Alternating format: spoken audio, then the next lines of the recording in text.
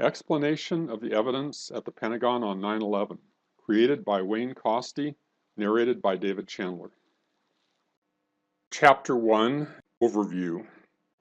Here's the table of contents to put this chapter in context and assist with navigation.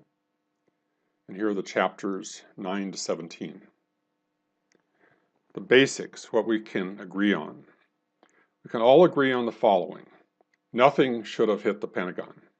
Fighter jets should have been sent up to intercept any incoming plane, not sent in the opposite direction out over the ocean, away from the incoming Flight 77. Hani Hanjour, who couldn't fly a Cessna, was most certainly not a pilot capable of the maneuvers that were observed. Serial numbers of the aircraft parts should have been released. The call by Barbara Olson to her husband Ted could not have happened as reported, according to evidence produced in the Moussaoui trial. Evidence that should have been produced has been withheld and should be released.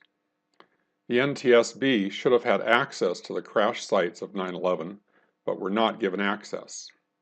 The FBI should not have cleared the lawn of debris without documenting the location of major pieces, making those records available to the public. Recovery workers inside describe FBI and military photographers documenting damage. That documentation has not been released. In this presentation, we will not express an opinion on the flight data recorder. There were possibly contradictory reports of exactly when and where it was found, and the serial number has never been released. How was the aircraft controlled? It is improbable that Hani Hanjour could have been the pilot. Some other pilot or piloting process needs to be considered. We will express no opinion about whether the aircraft was actually Flight 77. Were there passengers actually on board? We do know that Barbara Olson's phone call to Ted Olson did not occur because of the evidence presented by the government at the Zacarias Moussaoui trial. Review of the forensic evidence of victims is beyond the capabilities of the general public and outside the scope of the mechanism of destruction, so that won't be addressed here either. The focus is on what happened at the Pentagon. This is a big enough task for this overview presentation. We won't be speculating on who did it. There are other qualified investigators who can piece that together. However, if the who did it issue is affected by what actually happened, then a correct assessment of what happened must be the foundation to a who-did-it investigation. The question of who was behind the incident at the Pentagon is an important question that needs to be answered. The 9/11 Consensus Panel has been developing consensus points with a large team of experts to take the limited data that's available and come to a judgment about what is the best evidence. The purpose of the 9/11 Consensus Panel is to provide the world with a clear statement based on expert independent opinion of some of the best evidence opposing the official narrative about 9/11. The stated purpose effectively excludes analysis of the mechanism of destruction by a large plane impact because that is in alignment with the official narrative, so they don't address it. However, no points contradicting a large plane impact have been adopted. The 9/11 Consensus Panel has agreed on 4 consensus points regarding the Pentagon. 2 address conflicts in the official story. 1 addresses the pilot of the large plane. 1 addresses foreknowledge. Consensus point 1. Why the attack on the Pentagon was not prevented. The official account is the attack on the Pentagon by American Airlines Flight 77 under the control of Al-Qaeda could not have been prevented for 4 reasons, which they then list.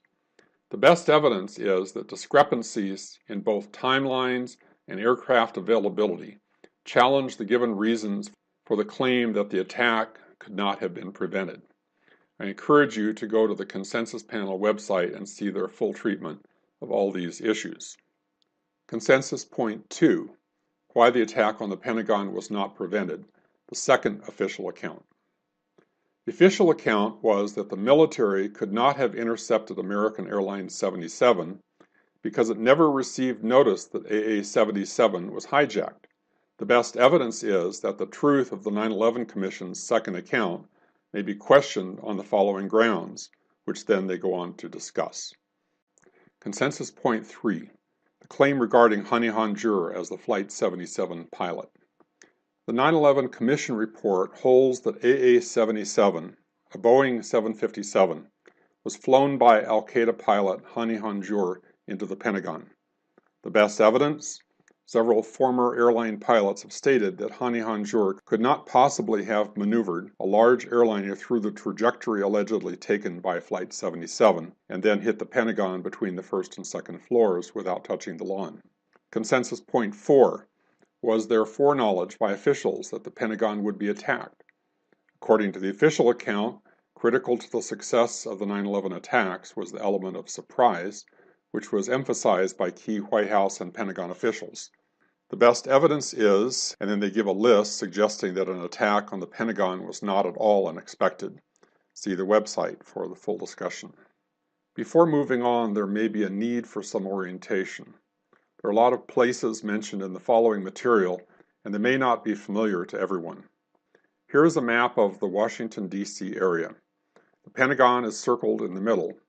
The National Mall, the White House, and Capitol are in the oval at the top right, and the Reagan National Airport is to the southeast of the Pentagon along the Potomac River. Adjacent to the Pentagon to the northwest is Arlington National Cemetery, and north of that is the Roslyn area. We will be hearing references to the Roslyn area later on. For highways, there's Interstate 395, which wraps around the southern side of the Pentagon, and Route 27, which runs along the northwest side between the Pentagon and Arlington Cemetery. For the approach path, the Pentagon is shown at the top right. Columbia Pike is a city street north of I-395 that runs directly toward the Pentagon. Along Columbia Pike from the west is the Sheraton Hotel, then the former Navy Annex, and then between the Navy Annex and the Pentagon is the former Citgo gas station. South of the Pentagon, across 395, is the Doubletree Hotel. We will see a video clip from there later in the presentation, and it is important to understand the geography to understand the viewpoint of that video. Here's the west side of the Pentagon, where it was hit. At the top left, there is a driveway, which is the location of the 2 security cameras, whose footage was released. The boxy structure in front of the Pentagon is the heliport control tower, and the flat paved area is the helicopter landing zone. There is a fire truck parked next to the control tower with 2 trees behind it, which we will see in some of the photographs. There is also a white car and a van, which will be seen burned in some of the pictures. On the right is a large diesel generator trailer, and on its left is a low-lying retaining wall that will have a circular gouge in it later on. Also highlighted is a tree adjacent to column 16. This is a tree that disappeared in the collision and has also disappeared from discussions of the Pentagon incident. It offers new insights into the fact that this had to be a large momentum-induced event.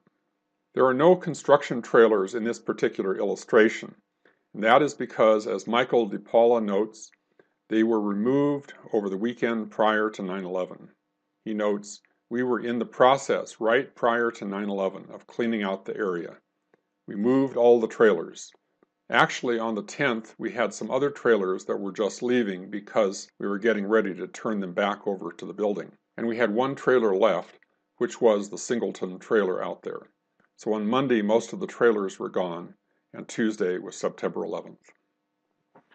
Here's a little about the structure of the building itself. Only Wedge 1 was hardened, and it had been hardened with blast-resistant windows. We are looking at the west face of the building. On the right, you can see Wedge 1, which wraps around the southwest corner. And on the left, you can see Wedge 2, which wraps around the northwest corner.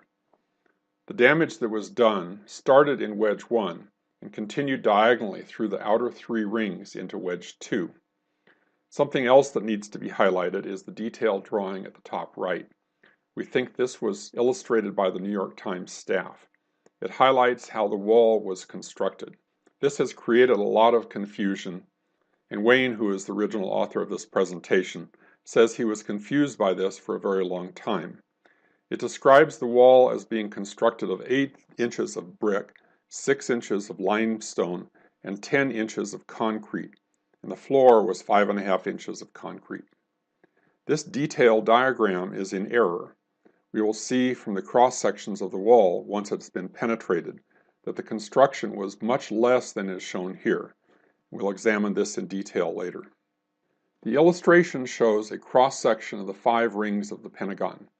In some of the discussion, there is confusion about the number of walls the plane would have to penetrate from the entrance on the left, which is the outer wall of the E ring, to the exit hole on the inner side of the C ring, which exits into what is called the AE drive.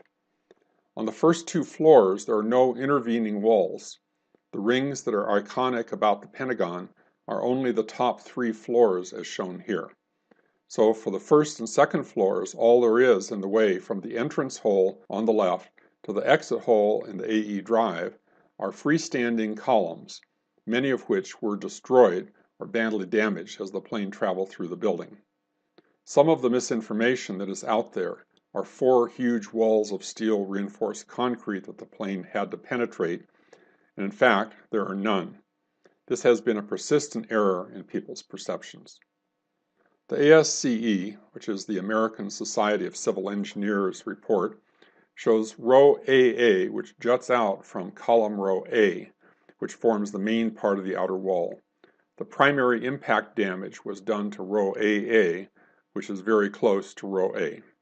This is for clarification when we get to identifying particular columns. Okay, Chapter 2 will be the endless Pentagon debates and how did we get here.